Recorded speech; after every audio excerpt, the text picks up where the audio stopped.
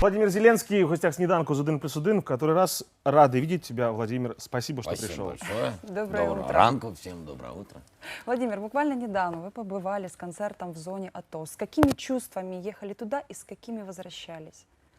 Ну, вы знаете, вот там на концерте, как раз после концерта, были как раз только чувства, эмоции и звуки. Ничего толком сформулировать не могли.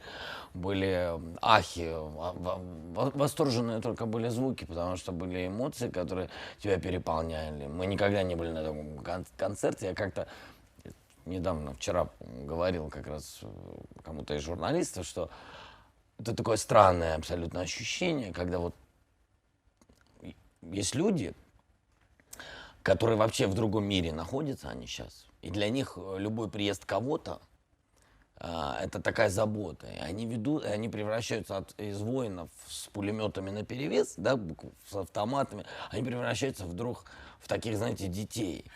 Вот знаете, вот когда вот приехал, ну наши, ну поддержите нас, да. Вот как человек, знаете, один там вот ехал парень с нами в конвое, когда мы ехали по блокпостам, там по нескольким, потому что не все ребята могли попасть в зал, и мы сказали, конечно, мы проедемся, там пообщаемся, пофотографируемся.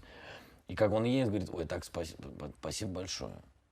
Говорит, я вообще-то здесь уже очень много, с 3 апреля я никуда не выезжал. Говорит, и у меня, извините, говорит, у меня буквы не соединяются, потому что я давно не разговаривал. Понимаете, да? И у тебя, ты такой едешь и думаешь, ну, господи, а как, я ему говорю, а как помочь? Ну, то есть, потому что он говорит, просто говорите. Понимаешь, да? То есть такие эмоции все были, они, конечно, у нас очень положительные, от того, что мы там приехали, от того, как там принимали, от того, какие вообще люди.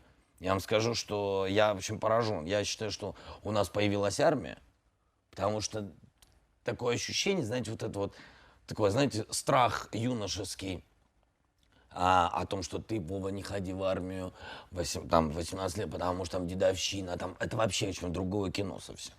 Люди положительные, светлые, которые патриотичные, защищающие. Взаимоуважение друг с другом. Уважение друг к другу. Если вы видели, как они, знаете, мы там 1500 ребят, мы фотографировались со всеми, да, ну, и ты фотографируешься с ними там, и так, и этаки, давай на броневике, а ну подержи мой пулемет, а он тяжеленный там, да, и они друг друга, понимаете, они вообще разговаривают по-другому, они говорят, ой, можно я?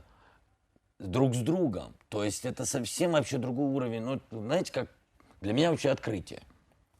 Высочайший уровень этих людей, при том, что они рискуют жизнью, и они действительно защищают наши жизни, да. Вот вы говорили, что они как дети. Ну, все мы знаем, чего глобально не хватает нашим бойцам в зоне АТО. Ну, вот, может, кто-то из них говорил о каких-то простых человеческих желаниях. Не знаю, там, хочу борща или не могу без любимой подушки уснуть. Да не, ну там очень смешно. Один блокпост был, ребят, ну, один из этих блокпостов. Мы подъехали, они, конечно, вышли из таких землянок, да, они там, а это, говорит, мы тут живем, говорит, и холодильник, как холодильник работает, говорит, землянка. Пошли.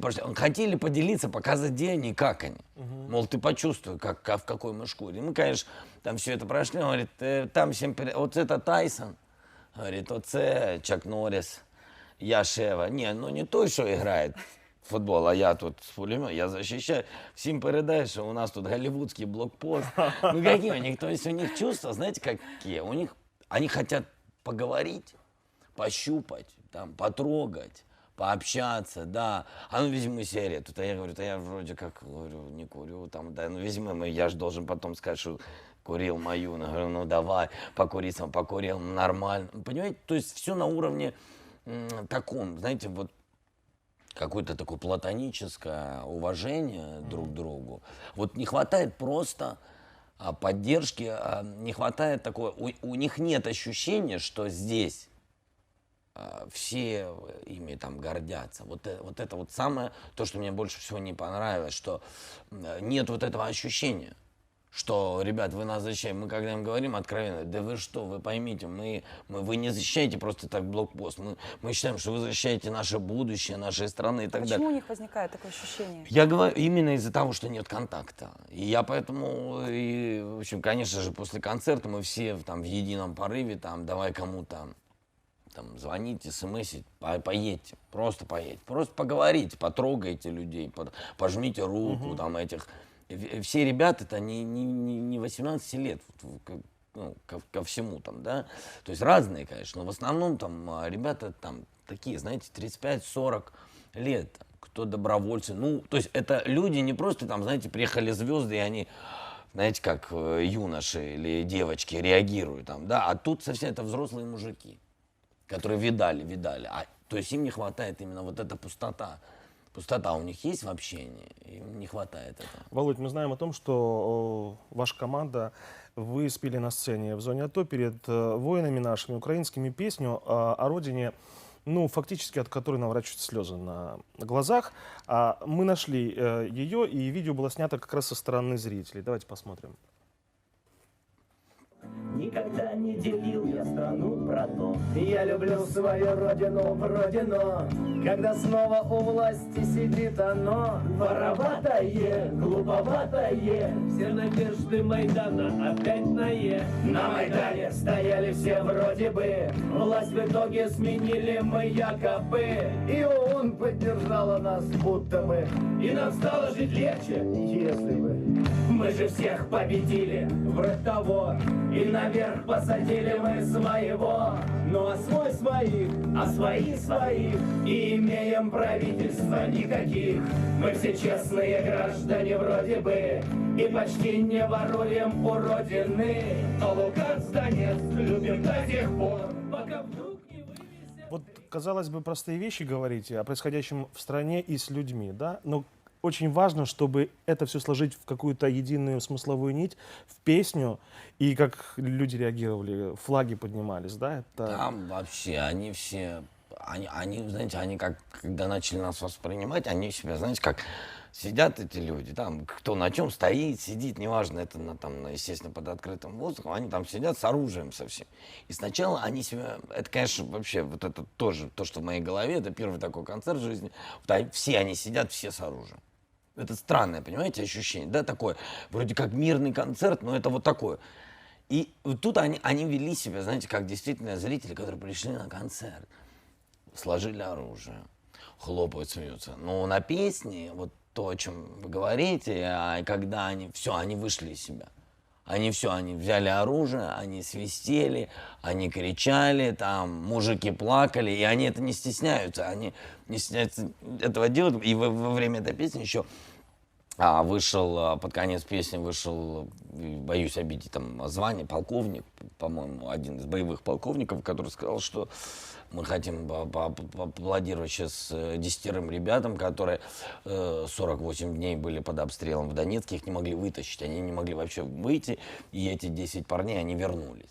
И, конечно же, понимаете, это все, ну, мы там были безумно счастливы, у нас там у всех там мокрые глаза в этот момент. Все ребята, они вышли, они сегодня вернулись, и на концерт их привезли, и, в общем, как-то это все, знаете, ну, такое ощущение, что, в общем, все хорошо, все. Знаете, вчера была война, а завтра, в общем, все у нас наладится. Володь, студия «Квартал 95» веселит Украину уже который год. С экранов телевизоров на 1+1 вы выступаете, это все записываете во Дворце Украины. Там светская публика, там политическая, светская тусовка.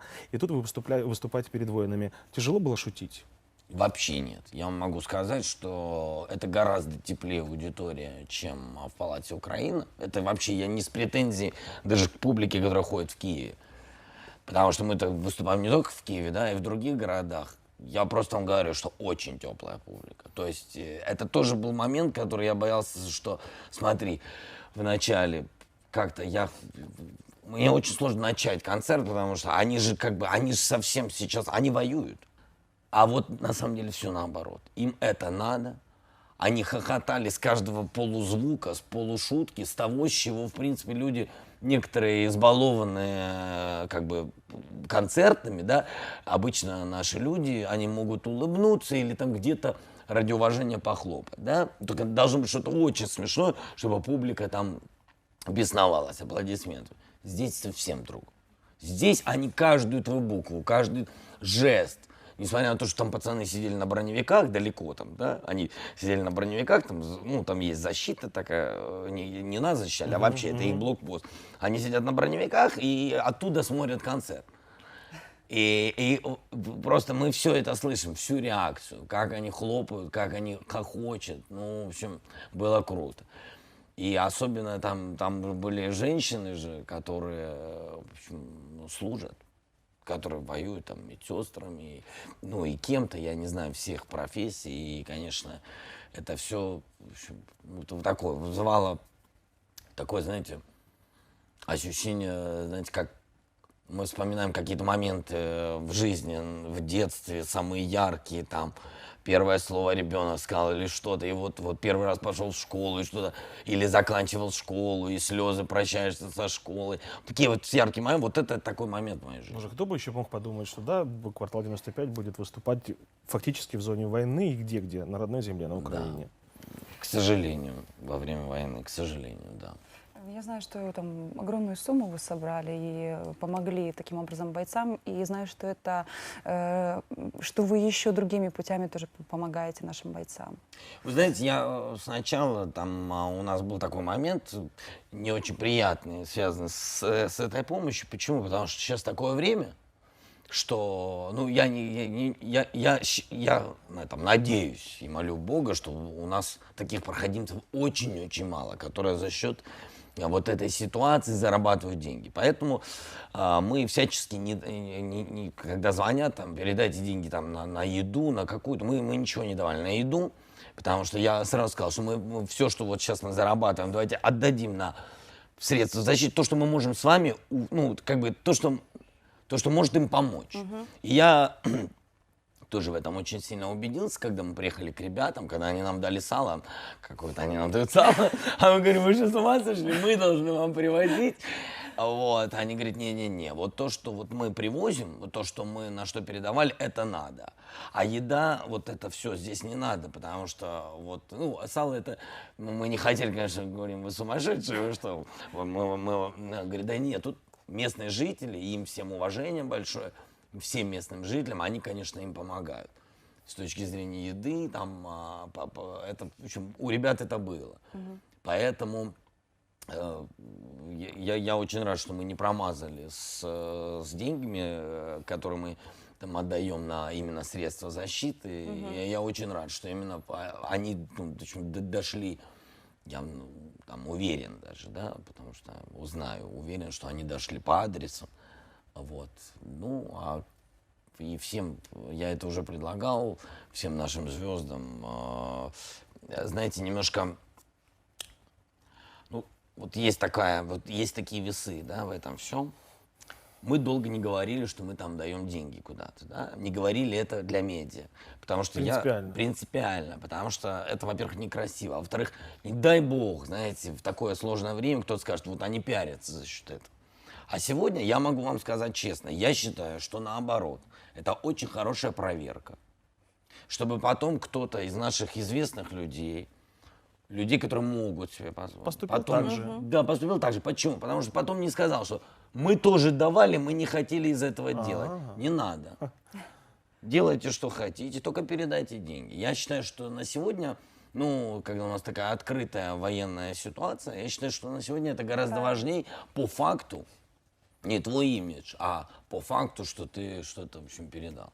Мне кажется, это точнее было. Люди, которые умеют и помогают нам смотреть на жизнь с иронией, а без этого, как вы понимаете, никуда, и, безусловно, с большим оптимизмом. Спасибо вам за добрые Спасибо. дела. Спасибо. Владимир Зеленский представлял студию «Квартал 95». Сніданок триває, будьте з нами.